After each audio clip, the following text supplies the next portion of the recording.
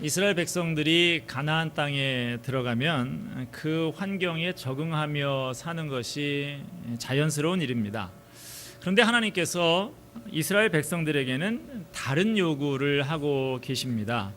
가나안에 들어가서 살 때에 그곳에 원래 살고 있던 원주민들의 삶과 다르게 살아라 라고 말씀하십니다. 막연하게 다르게 살라고만 하시는 게 아니라 구체적인 사례를 들어서 말씀하고 계신데요. 옷을 입는 것, 집을 짓는 것, 씨를 뿌리는 것까지 다 달라야 한다고 말씀을 하십니다. 오늘 본문 5절 말씀 다시 한번 같이 읽으십시다. 시작. 여자는 남자의 의복을 입지 말 것이요 남자는 여자의 의복을 입지 말 것이라. 이같이 하는 자는 내 하나님 여호와께 가증한 자이니라.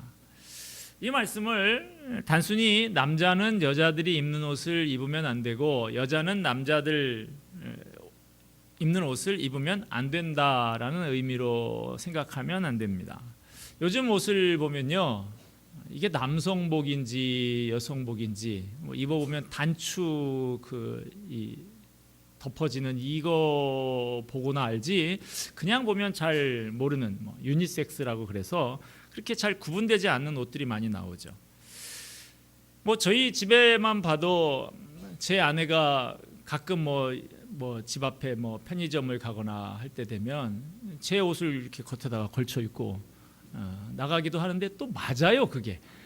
예. 예.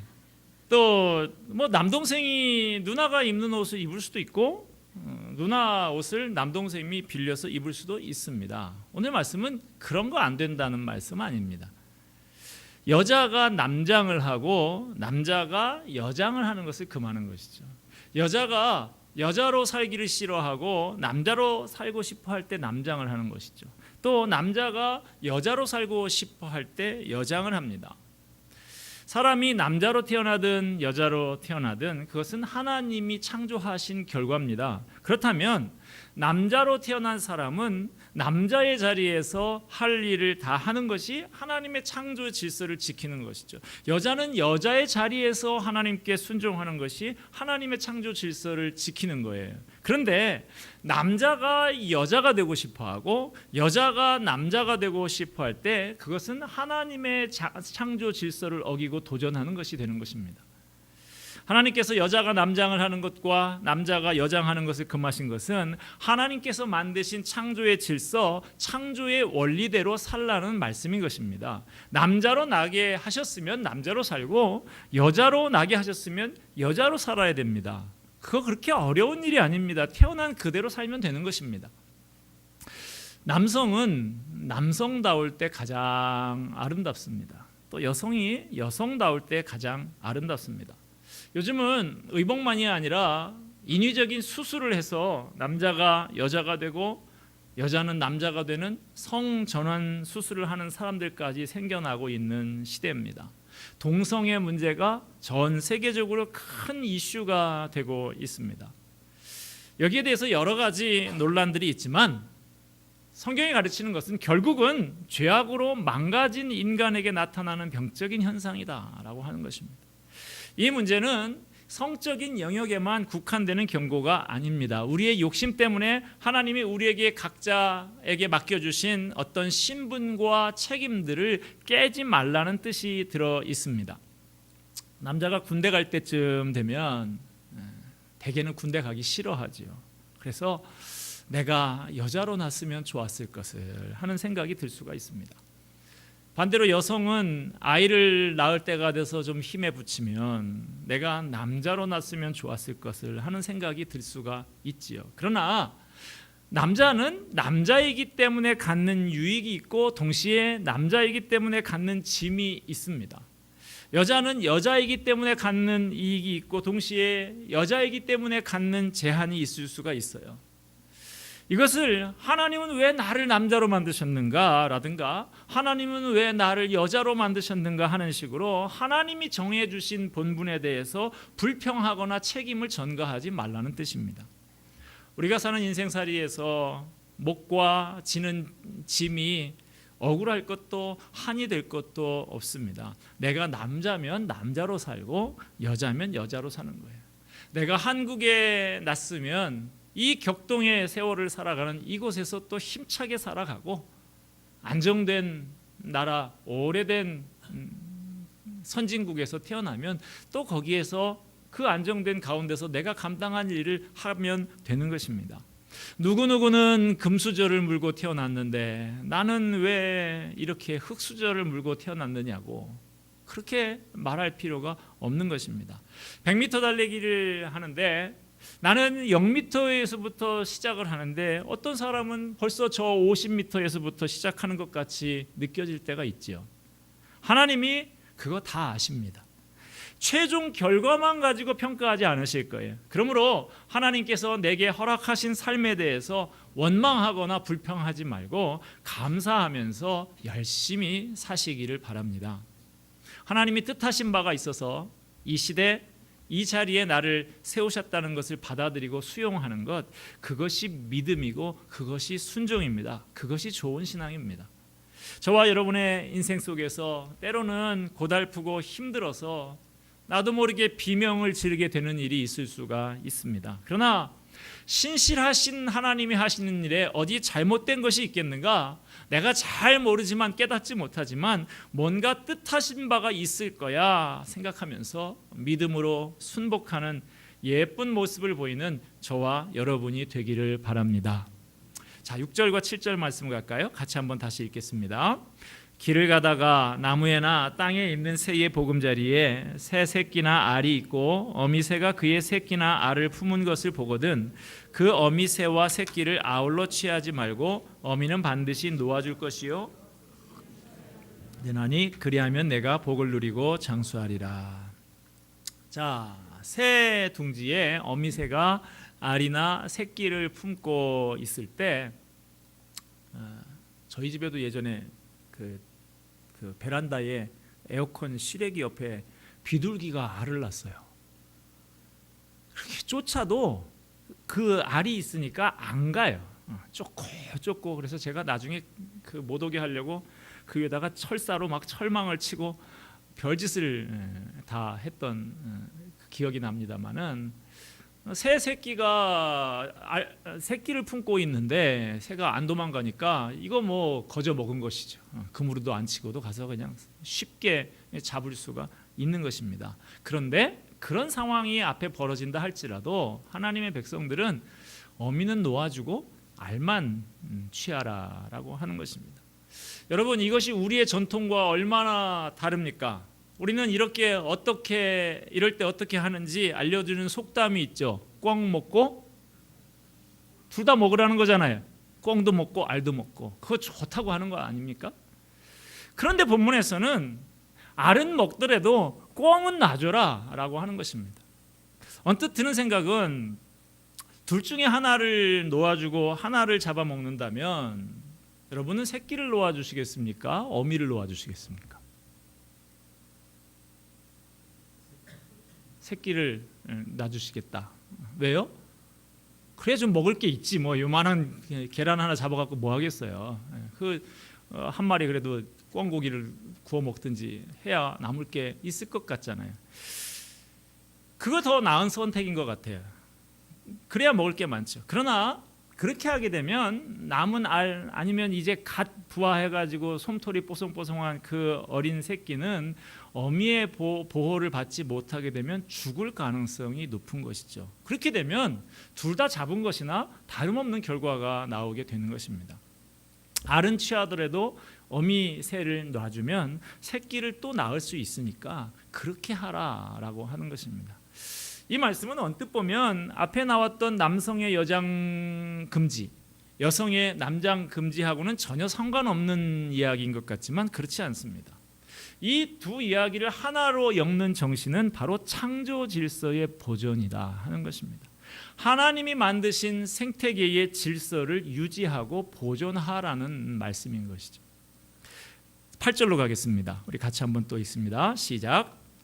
내가 새 집을 지을 때에 지붕에 난간을 만들어 사람이 떨어지지 않게 하라. 그 피가 내 집에 돌아갈까 하느라. 네, 우리 같은 경우에는 전통적인 건축 양식은 박공 지붕이죠. 이렇게 경사 있는 것에다가 기와를 올리거나 뭐 볏집을 올리거나 초가집, 기와집 이렇게 짓는 것이 일반적인데, 한국 땅은 비가 많이 오기 때문에 이 경사지붕을 해야 되었던 것이죠. 그래야 방수가 될 수 있으니까. 그러나 이 가나안 땅은 아주 비가 그렇게 많이 오지 않는 땅이어서 이 경사지붕을 하지 않고 평슬라브 지붕, 평평한 지붕을 짓는 것이 전통입니다. 그래서 그 옥상 위에서 여러 가지 활동을 하는 것이죠. 가끔은 엉뚱한 짓도 합니다. 다윗처럼 옥상에 올라가서 남의 집 여자 목욕하는 것도 건너다 보고 하는 이상한 용도로 쓰이기는 합니다만은, 자, 그런 지붕 위에다가 난간을 만들어라 라고 말씀을 합니다. 누군가 지붕에서 떨어지는 것을 방지하는 안전장치를 설치하라는 것이죠. 지붕에 난간을 만들면 그만큼 비용이 더 들게 되고 번거롭게 되는 것이죠. 그래도 비용보다는, 번거로운 것보다는 안전을 우선적으로 고려하라라는 것입니다. 자, 내 식구들만 있다고 하면, 나만 있다고 하면 그 난간의 크기도 잘 알고 뭐 저녁에 올라간다 할지라도 여기쯤이 난간이다 이런 것을 잘 알기 때문에 그렇게 떨어질 일이 별로 없을 거예요. 그런데 왜 난간을 굳이 설치를 해야 됩니까?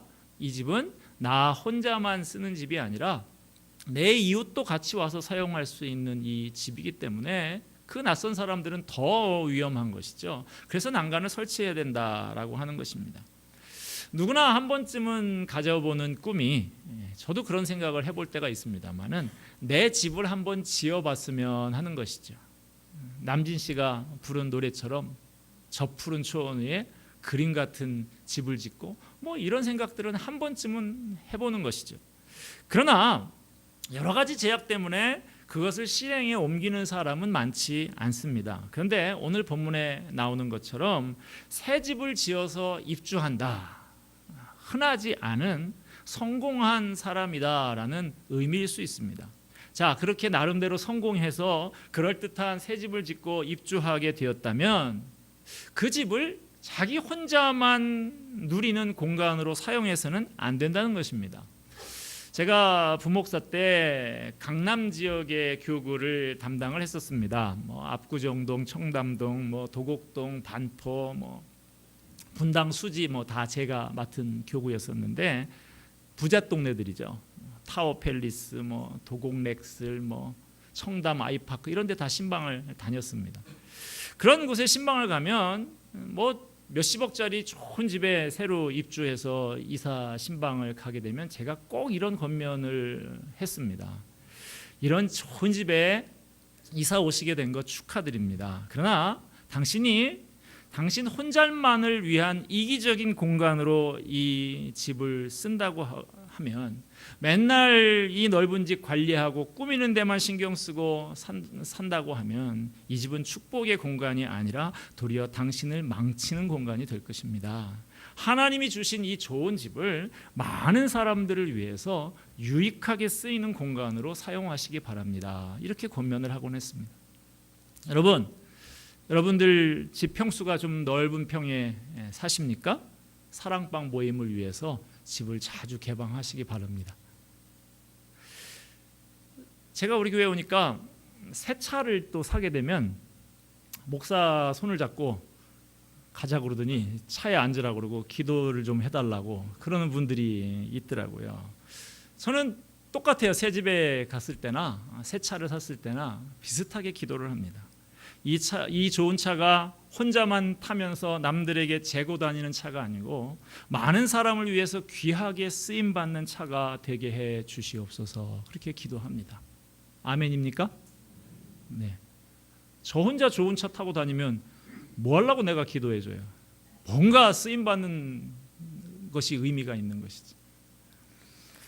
저는 아직은 제 차가 좀 바꿀 때는 안 됐습니다만은 제 차를 바꿀 때가 되면 뭐 카니발 뭐 이런 좀 많은 사람들이 탈 수 있는 차로 바꿨으면 하는 생각을 가지고 있어요. 그래야 주일날 교우들을 좀 나르는데도 쓰임을 받고 학생들을 수련회 할 때도 좀 빌려주고 그렇게 해야겠다라는 생각을 해봅니다. 여러분, 내가 가진 것은 그것이 무엇이든 다른 사람의 유익을 위해서 하나님이 내게 맡기신 것입니다. 여러분이 갖고 있는 것이 재물이든 지위든 재능이든 그것으로 인해서 다른 사람들이 혜택을 누리는 것이 없다고 하면 그것은 오늘 본문에 나오는 집에 난간을 설치하지 않은 것이나 마찬가지. 여러분이 가진 것으로 인해서 여러분의 이웃들이 유익을 누려야 합니다. 그래야 하나님의 백성다운 거예요. 그런 삶이 진정 복된 삶이라고 성경은 가르쳐주고 있는 것입니다. 성경이 우리에게 가르치는 생각 중에 가장 중요한 것은 십자가의 정신입니다. 십자가의 정신이 뭡니까? 나 하나 죽어서 여러 사람이 혜택을 누리는 거예요. 세상적인 정신은 어떤 것입니까? 여러 명을 죽이고 빼앗았더라도 내 등을 따시게 하고 내 배를 불리는 것입니다. 그러나 십자가의 정신은 내가 죽고 희생하는 것입니다. 내가 십자가를 짐으로써 다른 사람이 유익을 누리게 하는 것이죠. 내가 지은 새 집의 옥상에 난간을 세우라라는 이 말은 우리가 세상 사람과 다른 하나님의 백성으로서 이웃에게 어떤 책임을 지며 어떻게 유익을 끼치는 자로 살 것인지 생각해 보라는 말씀입니다. 여러분의 주변에 여러분으로 인해서 혜택을 보고 유익을 보는 사람들이 많아지기를 주님의 이름으로 축복합니다.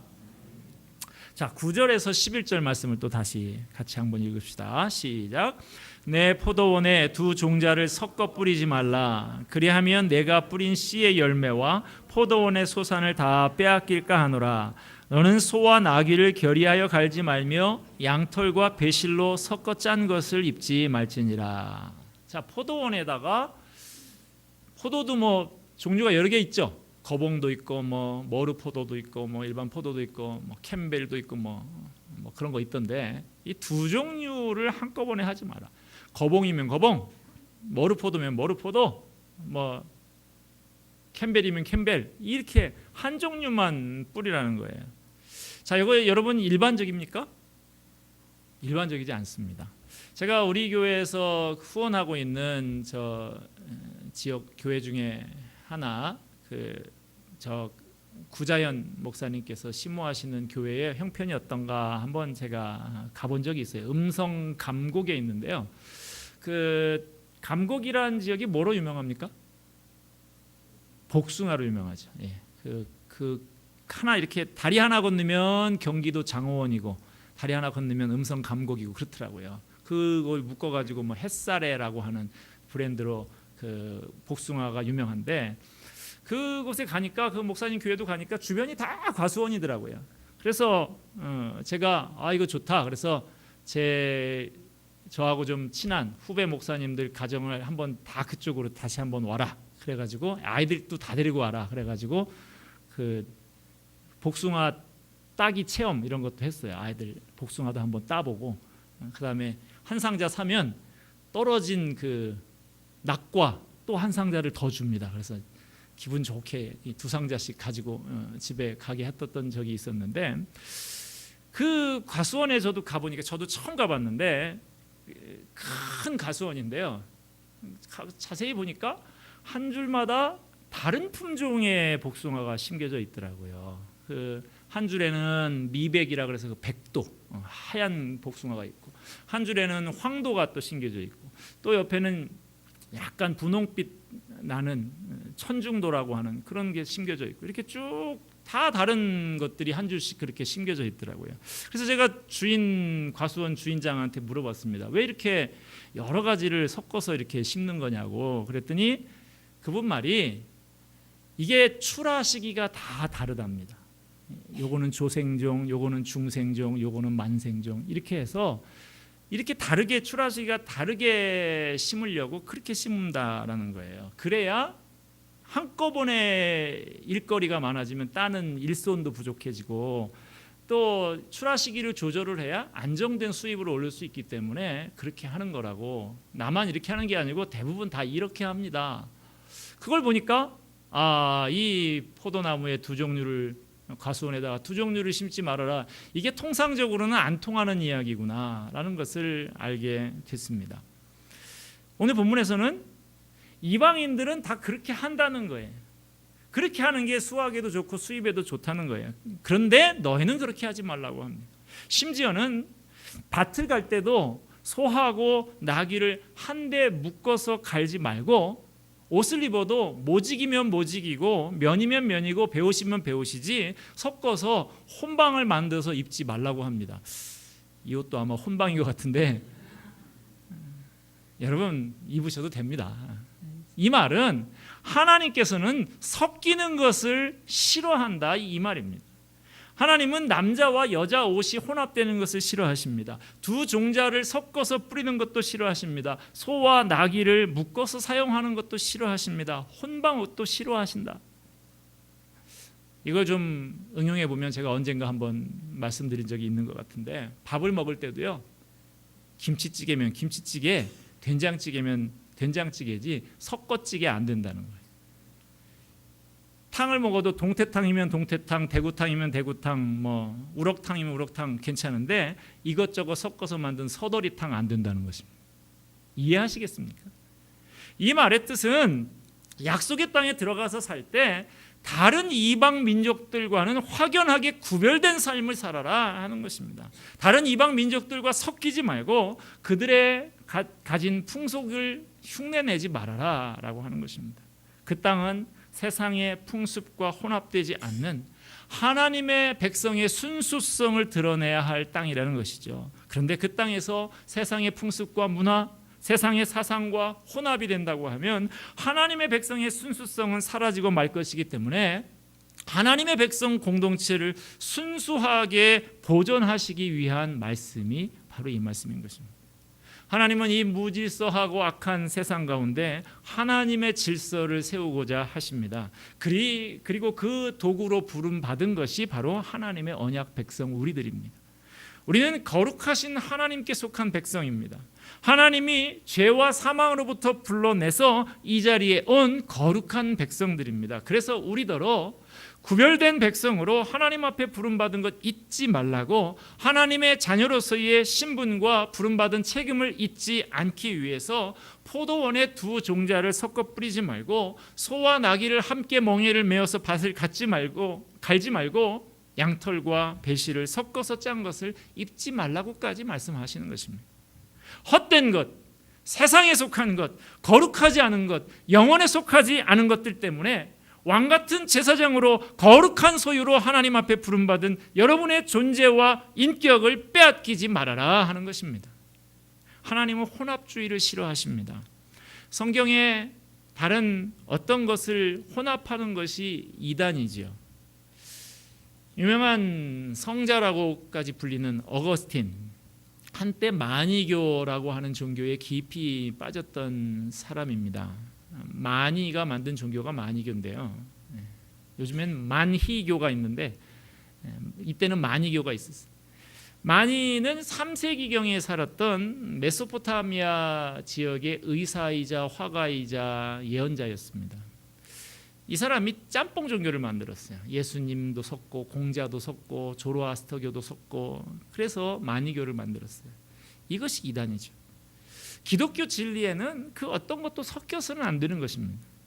우리가 세상살이를 하다 보면 어떤 때는 세상의 필요와 현실적인 어려움 때문에 하나님의 말씀에서 벗어나서 세상과 타협하고 싶은 마음이 들 때가 있습니다. 아마 제일 많이 타협하는 게 뭘까요? 자녀들에 관한 것이 아닐까 싶습니다. 흔히 하는 얘기가 이겁니다. 하나님 생각해 보세요. 어쨌든 우리 아이가 좋은 학교 들어가고 나봐야 그래야 하나님께도 영광되지 않겠어요? 여러분, 자녀들 열심히 공부시키지 말라는 것은 아닙니다. 그러나 무엇보다도 하나님을 경외하고 하나님께 사랑받는 법을 우선적으로 가르쳐야 합니다. 또한 자녀들에게 거룩한 것을 손해보면서까지 세상 것을 이익 보지 않도록 가르쳐야 합니다. 이 싸움에서 지는 경우가 많은데 지면 안 됩니다. 결혼의 경우에도 대표적인 타협하는 경우가 아닌가 싶어요. 믿는 가정이라고 해도 결혼할 때는 세상적인 조건들을 꼽아보는 경우가 많이 있습니다. 믿지 않는 사람에게 덜컥 보내는 경우도 있고요. 다른 종자를 섞어 뿌리지 말고 양털과 배를 섞어 짜지 말라고 하셨는데 섞습니다. 현실적인 어려움이 있지요. 한국 교회에는 교회 오빠는 별로 없고요. 교회 누나만 많이 있어요.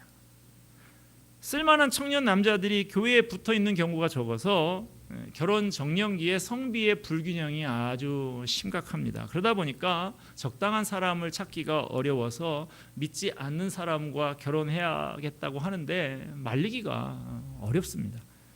그러나 제가 분명히 말씀드리는 것은 그렇게 해서 신랑이 잘 예수 믿고 나와서 행복한 가정이 되면 전도도 되고 물론 좋지만 그렇게 되지 않는 경우도 많더라는 것이죠. 그렇게 시작한 결혼 생활에 한숨과 눈물이 마를 날이 없는 경우를 많이 봅니다. 불신 결혼을 하시려고 하면 그런 각오를 하고 하셔야 될 것입니다. 반대로 참 괜찮은 자매들이 믿음 때문에 홀로 지내는 경우를 보면 참 안타깝고 마음이 아픕니다. 여러분, 그런 사람들 보면 너 눈이 눈썹 위에 가서 달렸느니 왜 결혼 안 하느니 그런 소리 하지 마시고요. 자꾸 격려해 주시고 지지해 주시고 응원해 주셔야 됩니다. 좋은 사람 있으면 적극적으로 소개해 주시고요. 자, 12절 말씀으로 가겠습니다. 같이 한번 읽읍시다. 시작. 너희는 너희가 입는 겉옷에 내 귀에 술을 만들지니라. 자, 이 구절에 대한 상세한 내용이 민수기 15장 38절 39절에 나옵니다. 제가 읽어드릴게요. 이스라엘 자손에게 명령하여 대대로 그들의 옷단 귀에 술을 만들고 청색끈을 그 귀에 술에 더하라. 이 술은 너희가 보고 여호와의 모든 계명을 기억하여 준행하고 너희를 방종하게 하는 자신의 마음과 눈의 욕심을 따라 음행하지 않게 하기 위함이라. 자, 이스라엘 백성들은 이 말씀 따라서 몸에다가 술을 달고 다닙니다. 그럼 술이 뭐냐 하면 군인이나 경찰이나 이런 분들 정복에 보면 이런데 예복이라고 하는 거 보면 주렁주렁 이렇게 달려 있죠. 이런 것을 술이라고 하는 것이죠. 입고 있는 옷마다 청색으로 된 끈을 여기저기 네 군데다가 주렁주렁 매달고 다니라는 거예요. 그래서 그걸 볼 때마다 내가 하나님의 구별된 백성이다라는 것을 기억하라는 것입니다. 내게 주신 하나님의 말씀을 기억하고 그 말씀에 순종하는 삶을 살아라 하는 것입니다. 지금까지 우리가 여러 측면에서 다르게 살아라라는 말씀, 섞이지 말아라 하는 말씀을 계속해서 봤는데요. 오늘 말씀을 좀 새겨보십시다. 하나님의 백성은 모든 면에서 다르게 사는 사람이어야 한다고 말씀하십니다. 하나님의 백성이라면 옷 입는 것도 달라야 한다. 새를 잡을 때도 달라야 한다. 집을 지을 때도 달라야 하고 농사를 지을 때도 옷을 만들 때도 다 달라야 한다는 것입니다. 우리가 살아가는 삶의 일거수일투족이 하나님을 믿지 않는 세상 사람들의 그것과는 분명히 구별이 되어야 하고 섞이지 않아야 한다라고 말씀하고 있습니다. 여러분, 우리가 말로만 하나님의 백성이라고 떠들 것이 아니라 오늘 말씀에 비추어서 내 삶이 과연 오늘 말씀이 말하는 것처럼 하나님의 백성으로서의 구별된 모습을 드러내고 있는가 점검해봐야 할 것입니다. 여러분은 과연 하나님의 거룩한 언약 백성으로서 구별된 모습을 가지고 다르게 살고 있습니까? 세상 사람들과는 다른 명확한 구분점을 가지고 살아가고 있습니까? 혹시 이제까지 그러지 못했다고 하면 오늘부터 달라지기로 결심하십시다. 세상 사람들과 다른 모습, 하나님이 바라보시면서 한껏 기뻐하시고 한껏 복을 부어주실 만한 그런 아름다운 모습으로 변모되는 저와 여러분이 되기를 주님의 이름으로 축원드립니다. 기도하겠습니다.